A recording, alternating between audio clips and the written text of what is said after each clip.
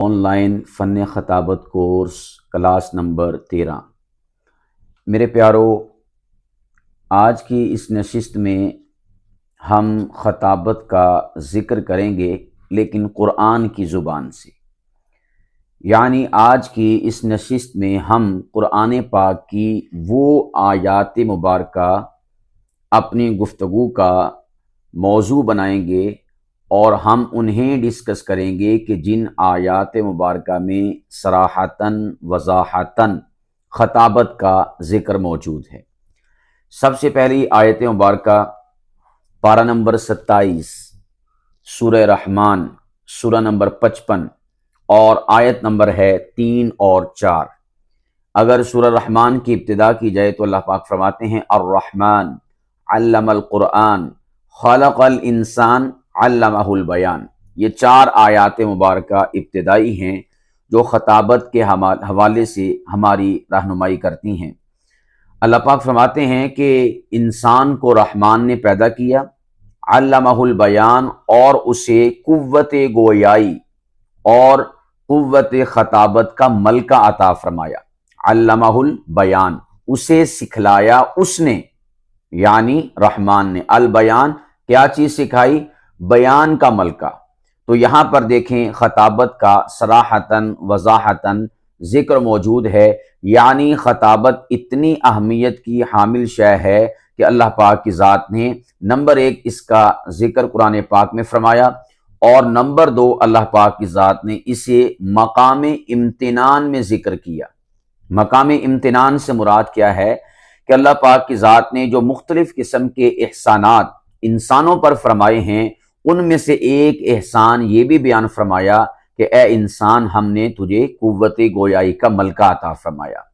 باقی جو جاندار ہیں، مختلف قسم کے جانور ہیں، آپ احباب جانتے ہیں کہ ان کے پاس سب کچھ ہے لیکن زبان کا ملکہ ان کے پاس نہیں ہے، یعنی وہ اپنے احساسات اور اپنے جذبات کو آگے منتقل کرنے کے لیے زبان کا استعمال نہیں کر سکتے، الفاظ کا استعمال نہیں کر سکتے۔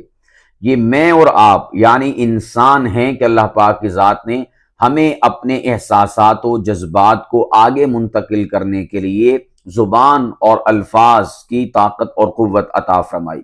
تو یہ پہلا مقام ہے قرآن پاک کا خطابت کے حوالے سے، جس کا میں نے آج کی نشست میں انتخاب کیا۔ اس کے بعد اللہ پاک فرماتے ہیں پارہ نمبر 5 سورہ نساء، سورہ نمبر 4، اس کی آیت نمبر 63 ہے۔ فرمایا وَعِظْهُمْ وَقُلْ لَهُمْ فِي أَنفُسِهِمْ قَوْلًا بَلِيغًا۔ فرمایا اے نبی مکرم صلی اللہ علیہ وسلم، آپ انہیں یعنی لوگوں کو واعظ و نصیحت فرماتے رہیں۔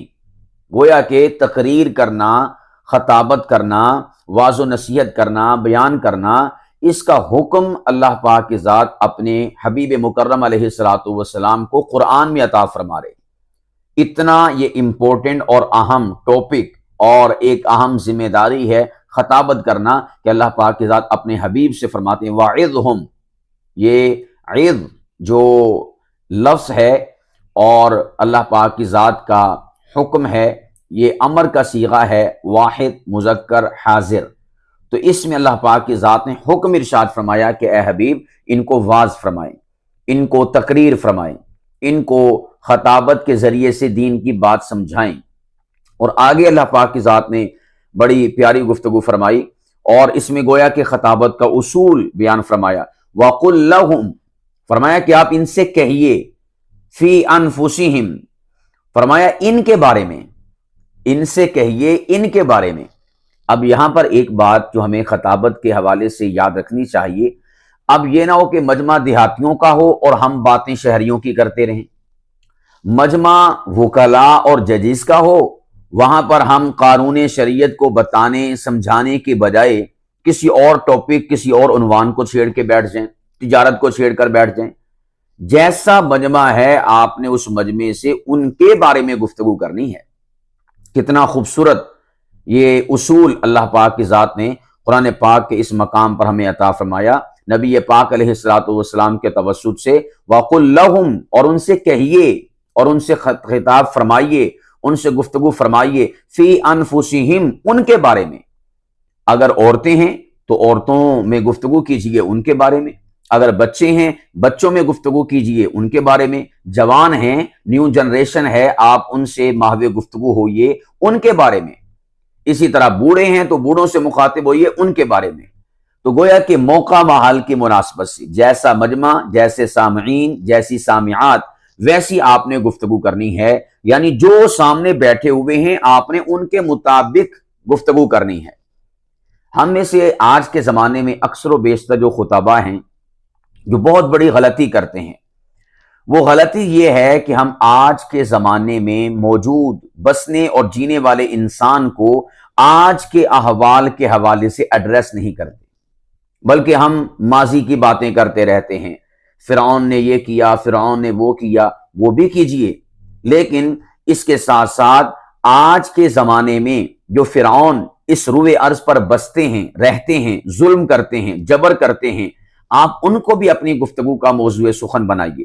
اسی طرح آج کی جیتی جاگتی دنیا کے جو مسائل ہیں، جو آج عالم اسلام کو اور اسی طور پر دیگر اقوام کو جو لاحق مسائل ہیں، آپ ان کو موضوع سخن بنائیے، اور آج کی نیو جنریشن ان کے مسائل کا حل کتاب و سنت کی روشنی میں اور تجربات، سائنس، عقل اور نقل اور اسی طور پر مختلف قسم کی امثلہ، مختلف قسم کے لطائف اور علمی نکات کی صورت میں ان کے سامنے رکھیے۔ فی انفسہم، لوگوں کے بارے میں بات کیجیے۔ گویا سادہ لفظوں میں یوں سمجھ لیجئے کہ اللہ پاک فرماتے ہیں خطباء کرام کو اصول اور ضابطہ دیتے ہوئے کہ آپ جس مجمع کے سامنے بیٹھے ہوئے خطاب کر رہے ہیں تو آپ نے اس مجمع سے متعلقہ، اس مجمع سے بات کرنی ہے، اس مجمع سے ہٹ کے آپ نے بات نہیں کرنی۔ مثال کے طور پر آپ احباب اس وقت خطابت کا فن سیکھ رہے ہیں، میں کئی قسم کے کورسز کرواتا ہوں۔ اب میں بجائے خطابت کے، یعنی آپ طالب خطابت بن کر آئے ہیں، آپ خطابت سیکھنے کے لیے آئے ہیں، میں آپ کو خطابت سے متعلقہ گفتگو تو نہ کروں آپ کے سامنے، اور آپ کو خطابت تو نہ سکھاؤں، میں کوئی اور شے آپ کو سکھانا شروع کر دوں، تو بتائیں آپ اس بات کو تسلیم کریں گے کہ آپ ہمارے ساتھ انصاف کر رہے ہیں؟ کسی صورت بھی نہیں۔ تو آپ پر لازم ہے کہ جو بھی آپ خطابت کر رہے ہیں کسی بھی موقع پر، کسی بھی جگہ پر، کہ اس جگہ اور اس جگہ پر موجود جو لوگ ہیں ان کا مقتضا کیا ہے، ان کی حالت اور کیفیت کیا ہے، اور ان کے جو جیتے جاگتے مسائل ہیں وہ کیا ہیں، آپ ان کے بارے میں اپنی گفتگو، اپنی خطابت کو کیجیے۔ فی انفسہم، اور اس کے بعد فرمایا قولا بلیغا، آپ ان سے گفتگو کیجئے مؤثر انداز میں، یعنی ایسا انداز آپ کا ہونا چاہیے کہ جو لوگوں پر اثر انداز ہو۔ اب یہاں پر گویا اس ایک آیت مبارکہ میں اللہ پاک کی ذات نے تین چیزیں بیان فرمائیں۔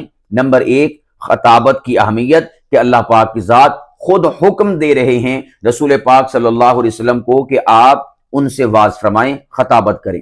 سیکنڈ پہ، ان کے بارے میں آپ بات کریں، ان سے ہٹ کے بات نہ کریں، یعنی یہ نہ ہو کہ آپ زمین والوں سے مخاطب ہوں اور باتیں آپ جو ہیں فضا کی، ہوا کی، خلا کی کریں۔ کہتے ہیں کیا تو ہوائی باتیں کر رہا ہے؟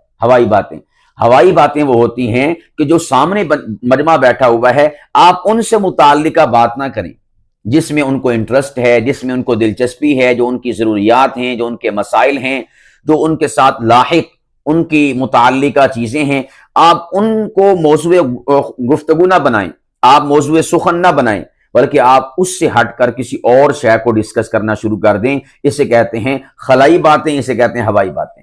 تو رسول پاک صلی اللہ علیہ وسلم کو اللہ پاک کی ذات نے فرمایا فی انفسہم، آپ نے ان کے بارے میں بات کرنی ہے ان کے سامنے، اور کسی اور حوالے سے آپ نے بات نہیں کرنی۔ اس کو آپ یوں بھی کہہ سکتے ہیں کہ آپ کہیں گے کہ اس کا مطلب ہوا کہ فرعون یہاں پر نہیں ہے تو ہم نے فرعون کی بات ان کے سامنے نہیں کرنی، ان کے سامنے کوئی شمالی علاقہ جات نہیں ہے تو ہم نے ان سے شمالی علاقہ جات کی بات نہیں کرنی۔ یہ پرپس اور مقصد نہیں ہے۔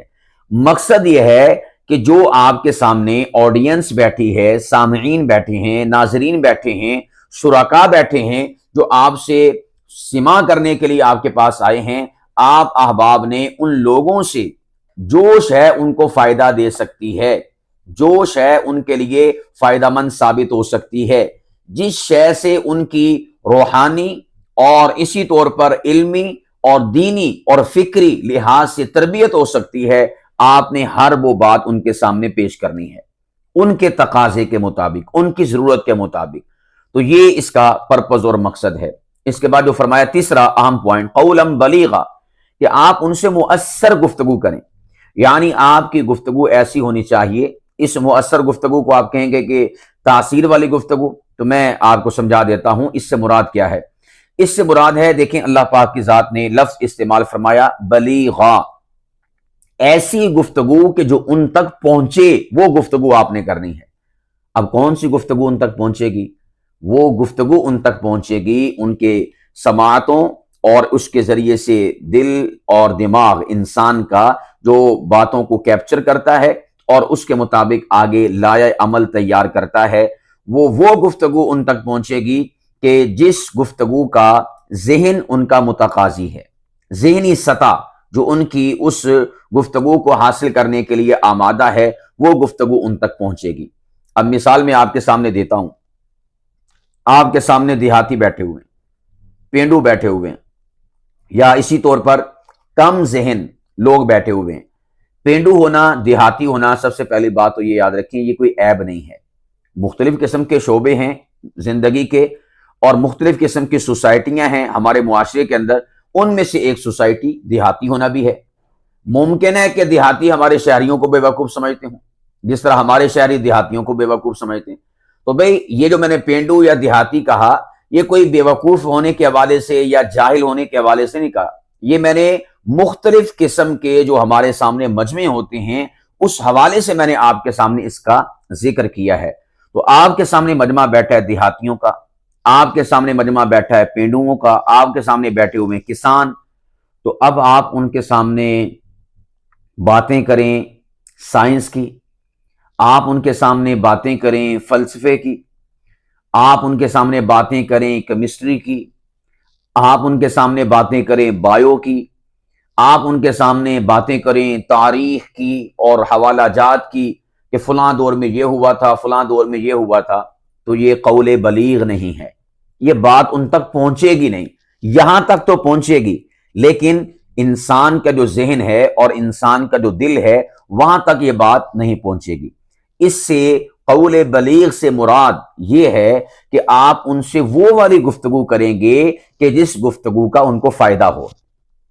اب آپ کے سامنے بیٹھے ہوئے ہیں طلباء، اب آپ طلباء کے سامنے باہر کیا کچھ ہو رہا ہے روڈز کے اوپر، ہمیں کہہ لیں کہ جو معاشرہ ہے ہمارا تجارتی حوالے سے، کاروباری مراکز کے حوالے سے، مارکیٹس کے حوالے سے، اب آپ مدرسہ کے طلباء کو یا اسکول کے طلباء کو تجارت سمجھانا شروع کر دیں تو یہ قول بلیغ نہیں ہے۔ کیوں؟ یہ بات ان کے دل دماغ تک نہیں پہنچے گی، ان کی دل دماغ کی جو زمینی ساخت ہے وہ اس شے کو قبول نہیں کرے گی۔ تو بھئی جو سامنے آپ کا مجمع بیٹھا ہوا ہے، ان کی ذہنی ساخت اور ان کی دلی قلبی ساخت جس قسم کے بیج کو قبول کرنے کی صلاحیت رکھتی ہے، آپ نے وہی والا بیج اپنی گفتگو کے ذریعے سے ان کی ذہن اور ان کی دل کی زمین میں داخل کرنا ہے اور اسے بونا ہے۔ اس کے علاوہ کسی اور بیج کا آپ نے استعمال نہیں کرنا۔ آپ اس کو یوں سمجھ لیجئے، مختلف قسم کی زمینیں ہوتی ہیں، بعض علاقے ایسے ہیں کہ وہاں پر مونگ پھلی اگتی نہیں ہے، بعض ایسے ہیں کہ وہاں پر یہ جو سیب ہیں وہ نہیں اگتے، بعض علاقوں میں اخروٹ اور بعض علاقوں میں خوبانی نہیں ہوتی۔ تو آپ اگر جو ایسا علاقہ ہے جس میں وہ پھل اگتا نہیں ہے اور پروان نہیں چڑھتا، اس کی پرورش نہیں ہوتی، وہاں پر اس کا بیج ڈال دیں گے تو کیا فائدہ ہوگا؟ کچھ بھی نہیں۔ بیج آپ ڈال دیں گے، وہ بیج ضائع تو ہو جائے گا لیکن اس سے درخت بن کر پھل نمودار نہیں ہوگا۔ ہاں، اگر آپ اسی بیج کو ایسے علاقے، ایسی زمین میں جا کر بو دیتے ہیں کہ جہاں پر اس کی پرورش ہوتی ہے اور وہ ایک تنا آور درخت بن کر پھل دیتا ہے، تو وہاں پر آپ کا بیج ڈالا ہوا آپ کو فائدہ دے گا، آپ کو ثمر مہیا کرے گا۔ سیم اسی طرح باتیں غلط نہیں ہوتی، باتیں صحیح ہوتی ہیں، لیکن دیکھا یہ جاتا ہے کہ جس ذہنی زمین میں ہم ان باتوں کا بیج بو رہے ہیں، آیا وہ ذہنی زمین اس جو بیج ہے اس کو قبول کرنے کی صلاحیت بھی رکھتی ہے کہ نہیں رکھتی؟ اگر آپ رکھتی نہیں ہے پھر بھی بو دیں گے تو آپ کے بیج کا نقصان ہے اور سامنے والے کا کوئی کسی قسم کا فائدہ نہیں ہے۔ تو گویا کہ آپ کی یہ بات، یہ آپ کی گفتگو، آپ کی یہ خطابت، آپ کا یہ ٹائم ابس گیا، فضول کیا، اس کا کوئی فائدہ ہی نہیں۔ تو اس لیے قرآن پاک ہمیں نصیحت کرتا ہے کہ آپ جب بھی گفتگو کریں تو قول بلیغ کریں، یعنی ایسی بات ان کے سامنے پیش کریں، ایسے دلائل، ایسا ٹاپک، ایسا عنوان، ایسا موضوع آپ منتخب کریں، ایسی باتیں ان کے سامنے پیش کریں کہ جن باتوں کو ان کے ذہن کی زمین اور ان کے دل کی زمین ایکسپٹ کرے اور قبول کرے، اور پھر اس کے بعد نتیجہ کیا ہوگا؟ اس سے عمل پھوٹے گا، اس سے کردار اچھا نکھر کر سامنے آئے گا، اور اس سے سچائی پھوٹے گی، اس سے امانت و دیانت پھوٹے گی، یا جو بھی اس بیج کا، اس گفتگو والے بیج کا پرپز اور مقصد ہوگا وہ نمودار ہوگا۔ اگر آپ کے سامنے محققین بیٹھے ہیں، ریسرچر بیٹھے ہیں، سکولرز بیٹھے ہیں، آپ ان کے سامنے علمی باتیں کیجئے۔ اگر آپ کے سامنے بالکل سادہ لوگ طبقہ بیٹھا ہوا ہے تو آپ ان سے سادہ باتیں کیجئے۔ دیکھیں قرآن کریم اللہ پاک کی ذات نے مختلف قسم کے اسلوب اپنائے ہیں۔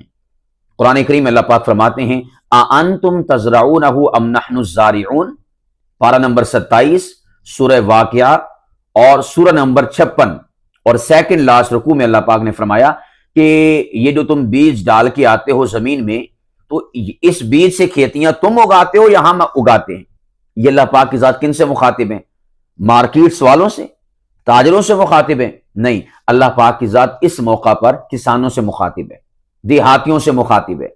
اور اللہ پاک فرماتے ہیں اسی مقام پر اَأَنْتُمْ تَخْلُقُونَهُ أَمْ نَحْنُ الْخَالِقُونَ، کہ یہ جو تم منی ٹپکاتے ہو اپنی عورت، اپنی بیوی میں، تو فرمایا کہ اس سے بچہ کون تخلیق کرتا ہے؟ تم بچہ تخلیق کرتے ہو یا ہم کرتے ہیں؟ اب یہ جو اللہ پاک کی ذات یہاں پر گفتگو کر رہے ہیں، یہ کن سے گفتگو کر رہے ہیں؟ چھوٹے بچوں سے بات کر رہے ہیں؟ نہیں، یہاں پر اللہ پاک کی ذات شادی شدہ احباب اور شادی شدہ لوگوں سے بات کر رہے ہیں، ان کو سمجھا رہے ہیں کہ دیکھو تو صحیح، تمہارے اس نطفے سے ایک جیتی جاگتی انسان کی پکچر تصویر کون بناتا ہے؟ جیتا جاگتا انسان کون تخلیق کرتا ہے؟ تو اللہ پاک کی ذات مختلف قسم کے چونکہ انسان تھے، کوئی تاجر تھے، کوئی کسان تھے، کوئی شوہر تھے، کوئی بیوی کے روپ میں تھا، کوئی سادہ لو تھا، کوئی پڑھا لکھا تھا، کوئی انٹلیکچوئل تھا، کوئی سائنسدان تھا، کوئی سیاستدان تھا، کوئی فلاں شعبے سے تھا، فلاں شعبے سے تھا۔ اللہ پاک کی ذات نے اپنی آخری اور اپنی اٹل جو کتاب ہے، جو انسان کے لیے آخری دستور حیات ہے، اس میں سبھی کے سبھی انسانوں کو ایڈریس کیا۔ اسی طور پر اللہ پاک کی ذات کا یہ اسلوب بتاتا ہے کہ ہم نے بھی اپنے مخاطبین کو دیکھ کر ان کو ان کی سمجھ بوجھ کے مطابق ایڈریس کرنا ہے۔ اگر آپ کے مجمع میں مکس مجمع ہے، اس میں پڑھے لکھے لوگ بھی بیٹھے ہیں، ایلیٹ کلاس بھی ہے، لوئر طبقہ بھی ہے، اس میں مڈل کلاس بھی ہے، اس میں دیہاتی بھی ہیں، اس میں شہری بھی ہیں، اس میں وکلاء بھی ہیں، ججز بھی ہیں، تاجر بھی ہیں، طلباء بھی ہیں، علماء بھی ہیں، ریسرچر بھی ہیں، اور اسی طور پر تحقیق کرنے والے بھی ہیں، یعنی مختلف قسم کا مجمع ہے۔ تو آپ پھر وہاں پر کسی ایک ٹاپک پر گفتگو نہیں کریں گے، بلکہ آپ کے مختلف قسم کے ٹاپکس ہوں گے، یا پھر جو ان سبھی کا کوئی بھی کامن ٹاپک بنتا ہوگا آپ نے اس پر گفتگو کرنی ہے، کسی خاص ٹاپک کو آپ نے لے کر گفتگو نہیں کرنی۔ کیوں؟ اس لیے کہ مجمع آپ کا مختلف ہے، یا موقع محل آپ کا اگر ایک بنتا ہو، جیسا کہ ربیع الاول کا مبارک مہینہ ہے، اس موقع پر علاقے کی، محلے کی مسجد میں آپ کا خطاب ہے، یا کسی گاؤں میں یا کسی جلسے میں آپ کا خطاب ہے، تو آپ احباب کو پتہ ہے، حالانکہ وہاں پر مجمع تمامی قسم کا آیا ہوتا ہے، تاجر بھی بیٹھے ہوتے ہیں، علماء بھی بیٹھے ہوتے ہیں، طلباء بھی بیٹھے ہوتے ہیں، بچے بھی بیٹھے ہوتے ہیں، مائیں بہنیں بھی پردے میں سن رہی ہوتی ہیں، تو وہاں پر آپ نے گفتگو کیسی کرنی ہے؟ موقع محل کی مناسبت سے۔ اور موقع محل کیا ہے؟ ربیع الاول، یعنی رسول پاک صلی اللہ علیہ وسلم کی عظمت و شان، رفعت و مقام، آپ صلی اللہ علیہ وسلم کے اوصاف حسنہ، حضور علیہ الصلوۃ والسلام کے خصائل، آپ ان کو بیان کیجئے، یعنی جو کامن موضوع ہے حال کے مطابق آپ نے اس پر گفتگو کرنی ہے۔ تو میں عرض کر رہا تھا قرآن کریم اللہ پاک کی ذات نے ہمیں یہ بات سمجھائی ہے کہ میں جب خدا ہو کر مختلف قسم کے طبقات، مختلف قسم کے جو شعبہ زندگی سے متعلقہ اور وابستہ افراد ہیں، ان کو ہر زاویے سے ڈسکس کرتا ہوں اور ان سے محو گفتگو ہوتا ہوں تاکہ ہر طبقے کا شخص اپنی آخرت کو سدھارنے کی کوشش اور کاوش کرے، تو پھر آپ اس حوالے سے خطابت کرتے ہوئے ان اصول و ضوابط کو کیوں نہیں اپناتے؟ قرآن کریم اللہ پاک کی ذات نے مچھر کی مثال بیان کی، مکھی کی مثال بیان کی، پارہ نمبر 17 سورۃ الحج، سورہ نمبر 22 اور اس کا سب سے آخری جو رکوع ہے اس میں اللہ پاک کی ذات نے مکھی کی مثال بیان فرمائی۔ پارہ نمبر 20 سورہ عنکبوت، سورہ نمبر 29 اور پارہ نمبر 20 کا سب سے آخری صفحہ اور سب سے آخری رکوع، اس میں اللہ پاک کی ذات نے تارے عنکبوت یعنی مکڑی کے جالے کی بات کی۔ اسی طرح قرآن کریم میں پارہ نمبر 1 سورہ بقرہ، سورہ نمبر 2 اور اس کا جو رکوع ہے 3 نمبر رکوع، اس میں اللہ پاک کی ذات نے کس کی مثال بیان فرمائی؟ مچھر کی مثال بیان فرمائی۔ پارہ نمبر 14 اور سورہ نحل، سورہ نمبر 16، اس میں اللہ پاک کی ذات نے شہد کی مکھی کی مثال بیان فرمائی۔ یہ جو اللہ پاک کی ذات مختلف قسم کی امثلہ بیان کرتا ہے جانوروں کے حوالے سے، حشرات کے حوالے سے، پرندوں کے حوالے سے، یہ کیوں بیان کرتا ہے؟ تاکہ جو اس ذہنی سطح کے مالک لوگ ہیں وہ ان امثلہ سے سبق حاصل کریں۔ قرآن کریم اللہ پاک کی ذات نے سائنسی باتیں ارشاد فرمائیں۔ پارہ نمبر 17 سورہ انبیاء، سورہ نمبر 21 رکوع نمبر 30 اور رکوع نمبر 30 کی رکوع نمبر 3 اور اس رکوع نمبر 3 کی جو آیت مبارکہ ہے سورت کے اعتبار سے وہ آیت نمبر 30 ہے اور رکوع کے اعتبار سے آیت نمبر 1 ہے۔ ان السماوات والارض کانتا رتقا ففتقناہما، کہ جب ہم نے کائنات کو بنایا تو زمین آسمان آپس میں ملے ہوئے تھے، ہم نے اچانک دھماکے سے ان کو توڑ کے جدا کر کے ہم نے ایک کائنات کے وجود کو تخلیق فرما دیا۔ یہ سائنسی بات اللہ نے قرآن کریم میں فرمائی۔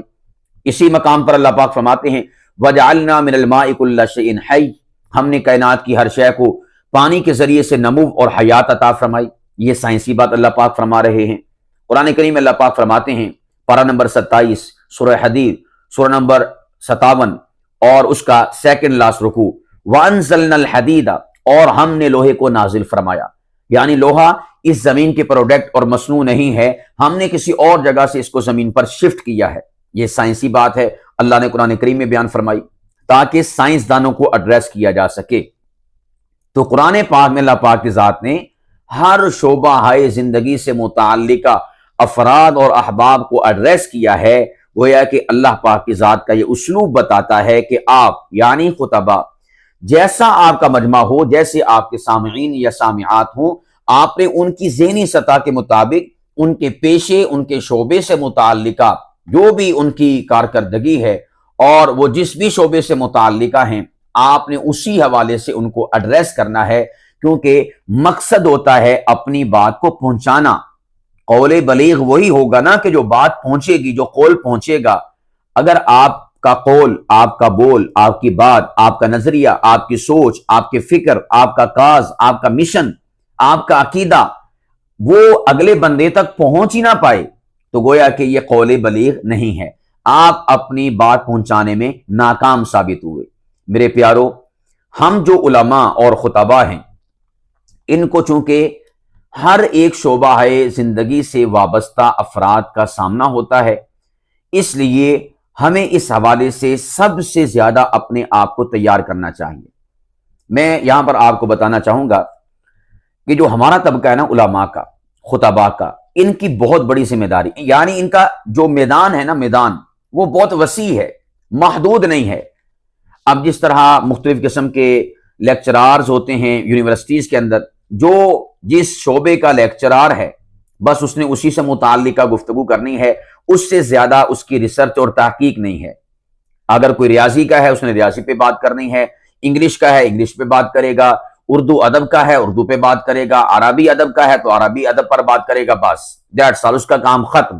لیکن ہم نے تو گونگوں سے بھی بات کرنی ہے، ہمارے سامعین میں تو جاہل بھی ہوتے ہیں، ہمارے سامعین میں تو پڑھے لکھے بھی ہوتے ہیں، ہمارے سامعین میں تو عقل پر بلیو اور بھروسہ کرنے والے اور فقط عقل پر یہ بھی ہوتے ہیں، ہمارے سامعین پر کے اندر موجود ایسے بھی ہوتے ہیں جو صاحبان ایمان ہوتے ہیں، صاحبان نور ہوتے ہیں، صاحبان ہدایت ہوتے ہیں، ہم نے ان کو بھی مخاطب کرنا ہوتا ہے۔ ہمارے سامعین میں سامعات بھی ہوتی ہیں، عورتیں بھی ہوتی ہیں، ان عورتوں میں جو دنیا کے کاموں میں اپنے آپ کو مصروف رکھنے والی ہیں اور دین سے برگشتہ ہیں وہ بھی ہوتی ہیں، اور جو دین پر کاربند ہیں وہ بھی ہمارے مجلس میں ہماری صحبت میں بیٹھتی ہیں۔ بچے بھی ہوتے ہیں، جوان بھی ہوتے ہیں، اور بوڑھے بھی ہوتے ہیں، اولڈ عمر کے بھی ہوتے ہیں۔ اسی طور پر طلباء جو مدارس کے ہیں وہ بھی ہمارے مخاطب ہوتے ہیں، وہ بھی ہمارے مجموع میں ہوتے ہیں۔ جو سکولز کے ہیں، یونیورسٹیز کے ہیں، کالجز کے ہیں، وہ بھی ہماری نشستوں کا حصہ ہوا کرتے ہیں۔ تو بھئی ہمارا جو دائرہ کار ہے وہ بڑا وسیع ہے۔ تو جب دائرہ کار وسیع ہے، سامعین وسیع ہیں، ہمارا مجمع وسیع ہے، ان کی ذہنی سطحیں وسیع ہیں، ان کی ذہنی اپروچ وسیع ہے، ان کے شعبے مختلف ہیں، شعبے وسیع ہیں، تو پھر یہ جو بندہ بیٹھا ہوا ہے خطاب کرنے کے لیے، گفتگو کرنے کے لیے، تو اسے پھر وسیع ہونا چاہیے کہ نہیں ہونا چاہیے؟ اسے بھی وسیع ہونا چاہیے، اس کا علم وسیع ہونا چاہیے، اس کے ذہن کو وسعت پر مبنی ہونا چاہیے، اس کے قلب میں وسعت ہونی چاہیے، اس کے نالج میں وسعت ہونی چاہیے، اس کے دلائل میں وسعت ہونی چاہیے، اس کے دلائل میں تنوع ہونا چاہیے، اس کا جو مطالعہ ہے وہ جہاں پر قرآن پاک پر ہونا چاہیے وہیں پر حدیث پاک پر ہونا چاہیے، وہیں پر تاریخ پر مطالعہ ہونا چاہیے، وہیں پر جو آج کی نیو جنریشن جن چیزوں کو فیس کر رہی ہے اس کا مطالعہ اس پر بھی ہونا چاہیے۔ اسی طور پر میڈیا پر اس کا مطالعہ ہونا چاہیے، سوشل میڈیا پہ ہونا چاہیے، الیکٹرانک میڈیا پہ ہونا چاہیے، پرنٹ میڈیا پہ ہونا چاہیے، یونیورسٹیز پہ اس کا مطالعہ ہونا چاہیے، کالجز پہ اس کا مطالعہ ہونا چاہیے، نفسیات پہ اس کا مطالعہ ہونا چاہیے، اور اسی طور پر جو مختلف قسم کے لٹریچر ہیں ان پر اس کا مطالعہ ہونا چاہیے، ادب پر مطالعہ ہونا چاہیے، اور پھر اسی طرح جو مستشرقین ہیں اسلام پر وار کرنے والے اس پہ مطالعہ ہونا چاہیے، عیسائیت پہ ہونا چاہیے، یہودیت پہ ہونا چاہیے، بدھسٹ مذہب جو ہے اس کے اوپر ہونا چاہیے، ہندوازم پہ ہونا چاہیے، سکھ ازم پہ ہونا چاہیے، اور اسی طور پر قادیانیت پہ ہونا چاہیے، شیعت پر ہونا چاہیے، بدعات پہ ہونا چاہیے، قبر پرستی پر ہونا چاہیے۔ یعنی پھر آپ کے یعنی خطباء کرام کے جو موضوعات ہیں وہ وسعت پکڑتے چلے جائیں گے اور وسعت حاصل کرتے چلے جائیں گے۔ میرے پیارو، یہ جو بات میں نے آپ کے سامنے رکھی ہے یہ انتہائی زیادہ اہمیت کی حامل ہے۔ اگر ہم اس بات کو نہیں سوچیں گے اور سمجھیں گے اور اس کا خیال نہیں کریں گے، یاد رکھیے گا سامنے بیٹھا ہوا مجمع پھر ہمیں جاہل کہے گا، وہ کہے گا مولوی صاحب کسی شاید پتہ ہی نہیں ہے گا، مولوی صاحب پتہ نہیں کہڑیاں گلاں کر دیا، وہ پھر آپ کی مجلس میں نہیں آئے گا، آپ کے مجمع میں آ کے نہیں بیٹھے گا۔ کیوں؟ اس کی ذہنی جو خوراک ہے اور جو ذہنی بھوک ہے وہ مٹ نہیں رہی، اس کی پیاس بجھ نہیں رہی، کیونکہ آپ ان کی باتیں کرتے نہیں ہیں۔ وہ سائنس کا سبجیکٹ رکھتا ہے، وہ سائنس کے موضوع سے متعلق کا فرد ہے، اور آپ کی جمعے میں آپ کی مجلس میں آتا ہے، آپ تو سائنس کے حوالے سے بات ہی نہیں کرتے۔ بات کیوں نہیں کرتے؟ اس لیے کہ آپ کا سائنس پہ مطالعہ نہیں ہے۔ تو پھر کیا ہوگا؟ وہ آپ کو چھوڑ جائے گا، وہ آپ کی گفتگو نہیں سنے گا، وہ ایسے کے پاس جائے گا جس کے پاس سائنس کا نالج ہوگا۔ اب جس کے پاس وہ سائنس کا نالج حاصل کرنے کے لیے، یا کم از کم جس کے پاس سائنس کا نالج ہے، اس کے پاس جو جا رہا ہے، اب نہ جانے وہ اس کو غلط پٹی پڑھائے، وہ اس کو غلط سائنس بتائے، وہ اس کو مذہب سے ٹکراتی ہوئی سائنس بتائے، وہ خدا کے مد مقابل کھڑی ہوئی سائنس بتائے، تو پھر گویا کہ گمراہی کا دروازہ اس کے لیے کھل گیا۔ اگر آپ کے پاس، آپ کی دکان میں اس کو یوں بھی کہوں تو بے جانا ہوگا، آپ ایک پروڈکٹ نہ بیچیں۔ ہم میں سے کئی ایسے خطباء جو بس ایک ہی پروڈکٹ بیچ رہے ہیں، بس فکر آخرت، فکر آخرت، فکر آخرت۔ جب سے وہ جوان ہوئے تب سے لے کر اب تک اور مرتے دم تک ان کا ایک ہی موضوع ہے، آخرت کو بیان کرنا، قبر کو بیان کرنا۔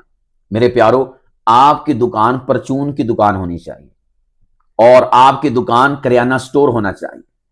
کریانے سٹور میں آپ دیکھتے ہیں ہر قسم کی آئٹم پڑی ہوتی ہے، بسکٹ بھی ہوتے ہیں، دالیں بھی ہوتی ہیں، چینی بھی ہوتی ہے، اور اس میں بلیڈ بھی ہوتے ہیں، اس میں صابن بھی ہوتا ہے، سرف بھی ہوتا ہے، اس میں مسالے بھی ہوتے ہیں، یعنی جو شے بھی آپ لینا چاہیں کریانے سٹور پہ ہر شے پڑی ہوتی ہے۔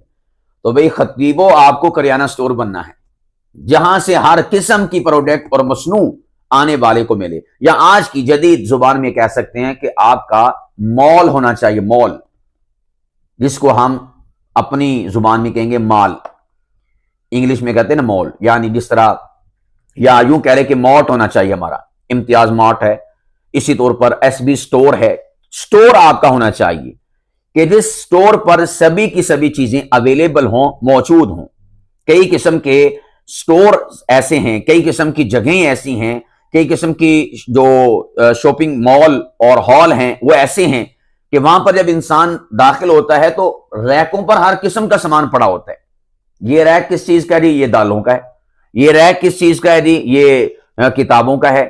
یہ کاپیاں یہاں سے ملتی ہیں، یہاں سے پینسلیں ملتی ہیں۔ یہ ریک کس چیز کا ہے؟ اس میں جو عورتوں سے متعلق کا سامان ہے وہ پڑا ہے۔ یہاں پر سبزیاں ملتی ہیں، یہاں سے پھل ملتا ہے، یہاں سے برتن ملتے ہیں، یہاں سے جو آج کے جدید چیزیں ہیں موبائل سے متعلقہ یا کمپیوٹر سے متعلقہ یہ چیزیں ملتی ہیں۔